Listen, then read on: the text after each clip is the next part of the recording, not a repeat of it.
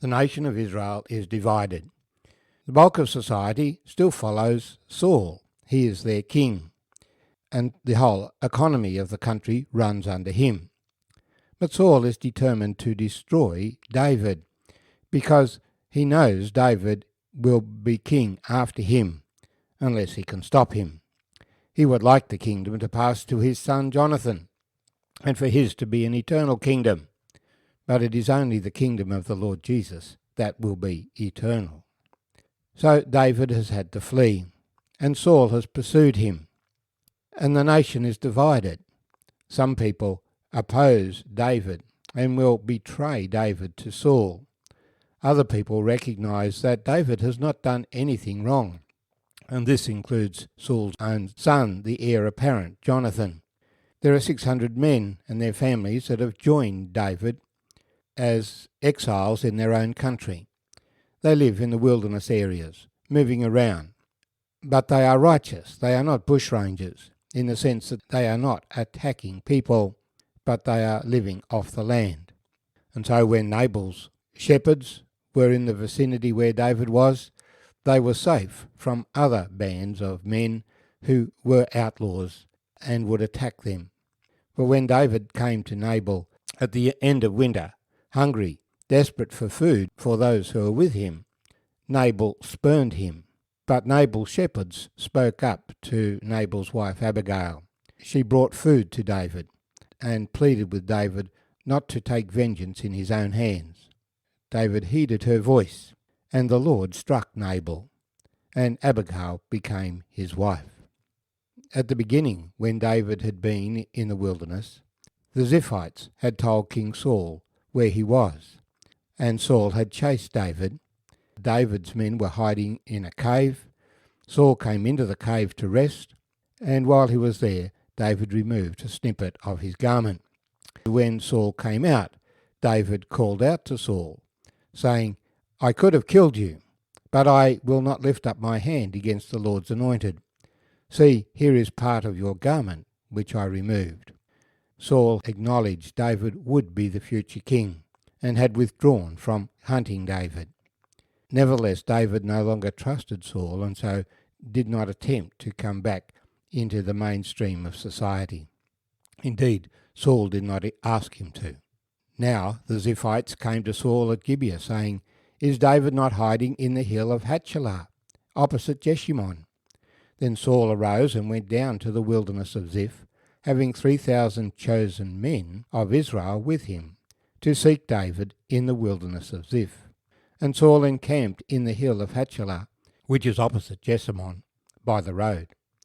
But David stayed in the wilderness, and he saw that Saul came after him into the wilderness. David therefore sent out spies, and understood that Saul had indeed come. So David arose and came to the place where Saul had encamped, and David saw the place where Saul lay, and Abner the son of Ner, the commander of his army. Now Saul lay within the camp, with the people encamped all around him. And David answered and said to Ahimelech the Hittite, and to Abishai the son of Zeruiah, brother of Joab, saying, "Who will go down with me to Saul in the camp?" And Abishai said, "I will go down with you." So David and Abishai came to the people by night, and there Saul lay sleeping within the camp, with his spear stuck in the ground by his head. And Abner and the people lay all around him. Then Abishai said to David, "God has delivered your enemy into your hand this day. Now therefore, please, let me strike him at once with the spear, right to the earth, and I will not have to strike him a second time." But David said to Abishai, "Do not destroy him, for who can stretch out his hand against the Lord's anointed and be guiltless?" David said therefore, "As the Lord lives, the Lord shall strike him, or his day shall come to die, or he shall go out to battle and perish. The Lord forbid that I should stretch out my hand against the Lord's anointed.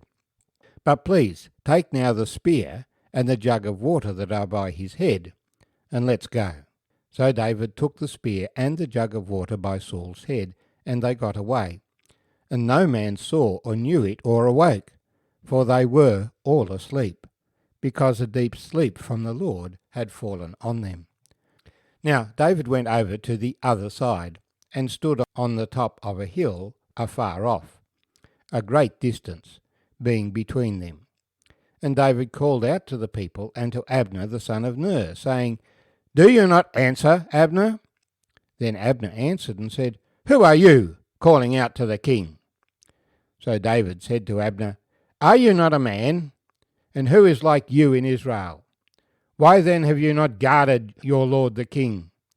For one of the people came in to destroy your lord the king. This thing that you have done is not good. As the Lord lives, you deserve to die, because you have not guarded your master, the Lord's anointed.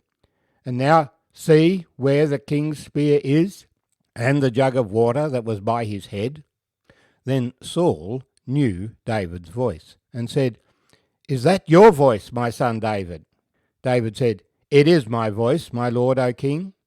And he said, Why does my lord thus pursue his servant? For what have I done, or what evil is in my hand? Now therefore, please, let my lord the king hear the words of his servant. If the Lord has stirred you up against me, let him accept an offering. But if it is the children of men, may they be cursed before the Lord. For they have driven me out this day from sharing in the inheritance of the Lord, saying, Go, serve other gods. So now do not let my blood fall to the earth before the face of the Lord. For the king of Israel has come out to seek a flea, as one hunts a partridge in the mountains. Then Saul said, I have sinned. Return, my son David, for I will harm you no more, because my life was precious in your sight this day. Indeed, I have played the fool, and erred exceedingly. And David answered and said, Here is the king's spear. Let one of the young men come over and get it.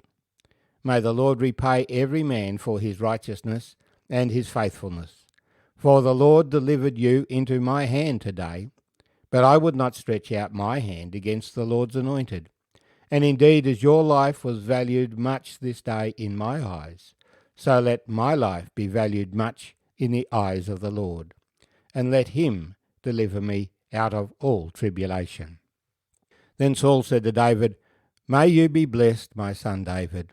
You shall both do great things, and also still prevail. So David went on his way, and Saul returned to his place.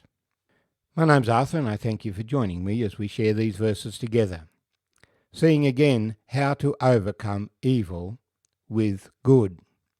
David had the opportunity of killing Saul, but he refused to do so, knowing that God would deal with Saul in his own time, and that David just needed to be patient, considering himself just a flea, an irritation to Saul, and maybe Saul would want to kill the flea, but really it's not worth the effort that Saul's putting in. Or like a partridge in the forest that he's gone to hunt. David is not boasting of himself, but he is trusting the Lord. He's keeping out of Saul's way as best he can. But when Saul chases after him, he seeks to defuse the situation by directly talking with Saul, setting up the circumstances first, so that Saul must again acknowledge that David has saved his life. David has been good to him. Just because we can do something doesn't mean that we should do something. What we should do is know the mind of the Lord and always do those things that please him. And we know that in his time, the Father will establish his Son, the Lord Jesus, King of kings and Lord of lords. But as he must wait the Father's time, so we must wait.